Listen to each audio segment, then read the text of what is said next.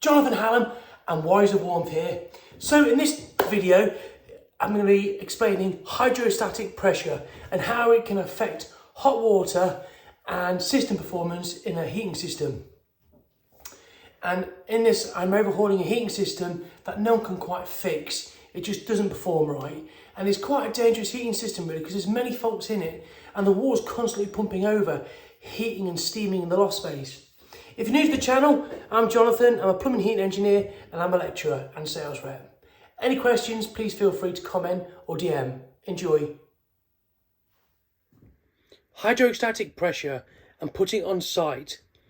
It's about density of water, head and gravity pull towards earth. So let's give an example now. If this is a bucket and there's 3 holes in it, this is what the leaks will look like.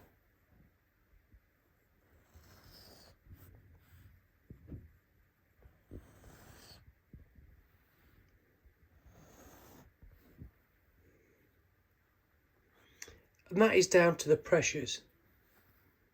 The head, the mass, and the gravity pull towards earth. Here we have the current heating system and how hydrostatic affects the functioning of this heating system. So we've got 2 issues at the moment. The first is, let's look at the hydrostatic pressure. So here's the system and this is what the hydrostatic pressure looks like.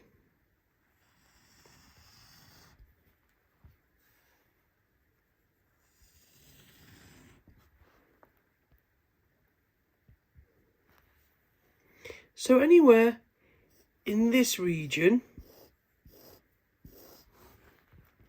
has relatively good pressure.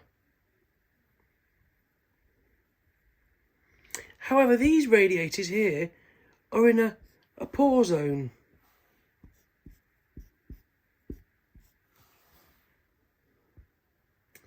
And the reason why that is, even though they've got a head still coming down to put pressure, you have resistance coming out.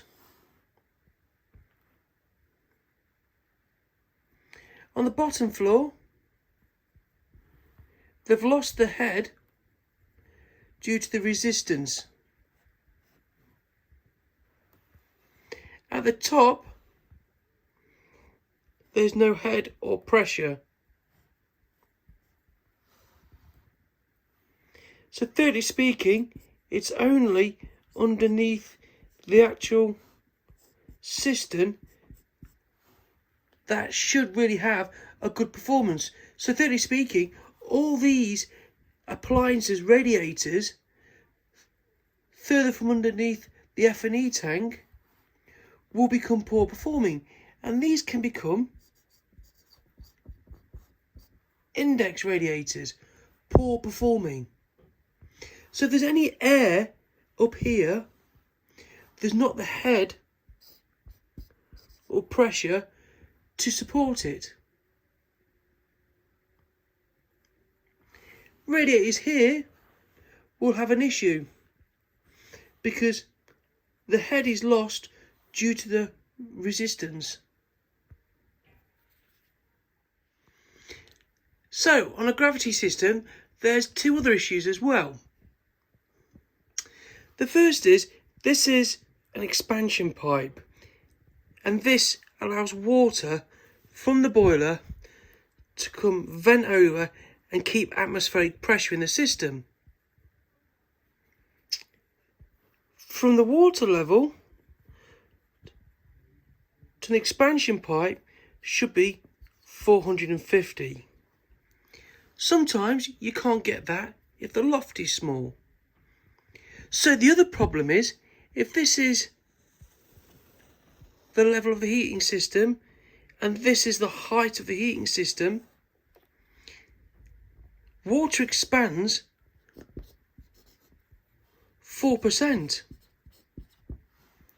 If the heating system is high water volume and it's a big system, 4% might actually take you above the expansion line.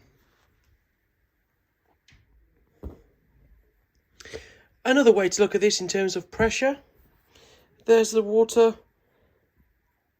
line, the water level. If we come down,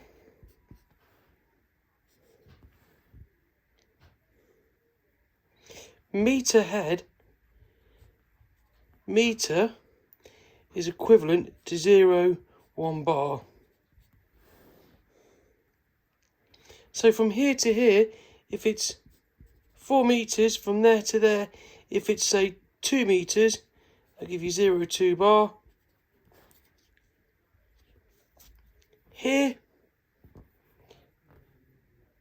could be half a meter, which is 0.05 bar.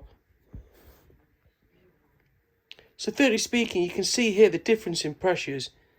That would airlock, be poor performing, probably drip out.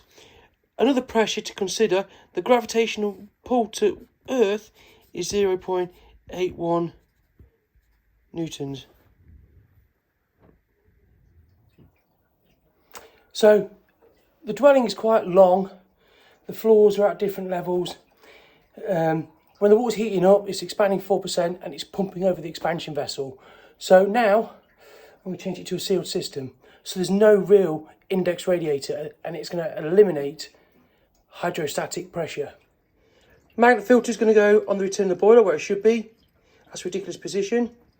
That is going to go on top of the boiler flow. It's completely pointless there. The valve's being changed because these always go. That's the second or third head and the body started leaking. They don't like heat either.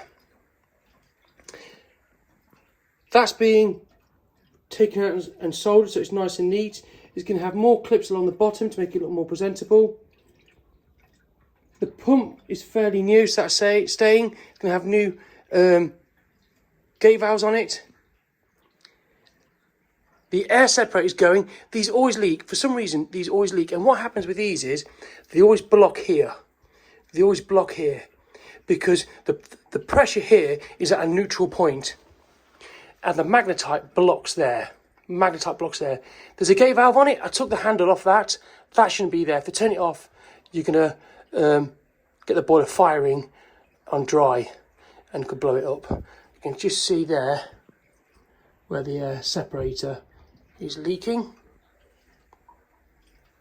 And I'll put some more clips on this. I'm just going to tidy up. This hot water pipe is incorrect. It goes down. Obviously, when water heats up, micro bubbles form.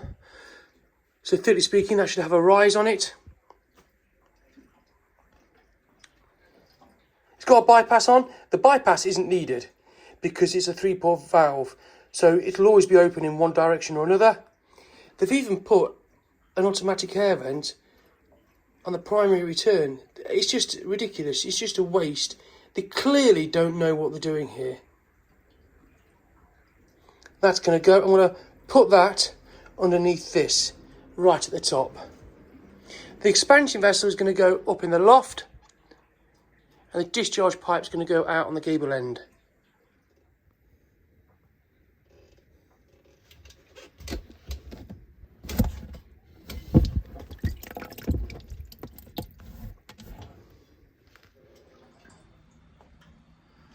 Always drain into a sewage because phenols and chemicals can kill grass.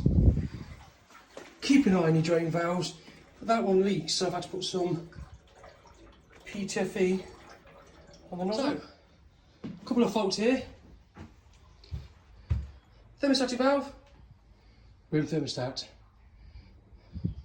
So one is fighting the other. If that switches off, it's going to affect that. If that switches off, then that's redundant and pointless. Another problem was the radiator cabinet cover was over the rad, and I think what was happening is it was shutting the thermostatic down off too early.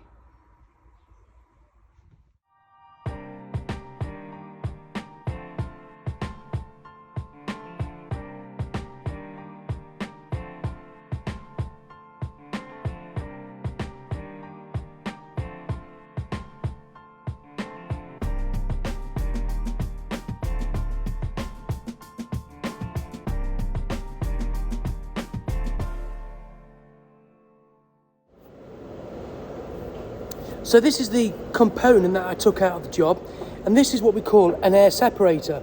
And how it works, the boiler flow comes in here, the turbulence gets resolved in here, calmed, neutralised, air goes up the vent pipe, and this is the cold feed, and this goes off to the pump. So the order of works is vent, cold feed, pump. There you go. They're very rare now, actually.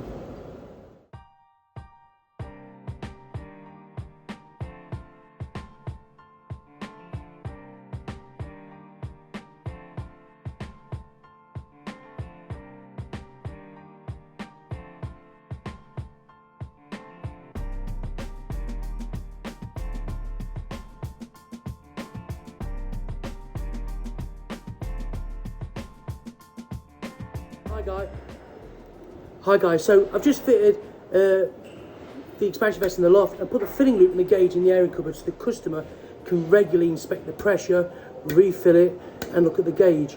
Too many people put boilers in the loft space, and that's fine, but the filling loop has got to be accessible and the gauge. Too many installers make that error. This is another unit. This is a Robokit. So basically you've got the vessel, you've got the gauge, you've got the PRV, the discharge, connection to the heating, and here you've got the connection to the filling loop. This is good, very good unit, very good way of doing it, but the problem is it's all together. My installation, the vessel was in the loft, and the filling loop had to be accessible. So discussing hydrostatic pressure, you can also pressurise hot water. You can make a hot water system unvented, like this one here.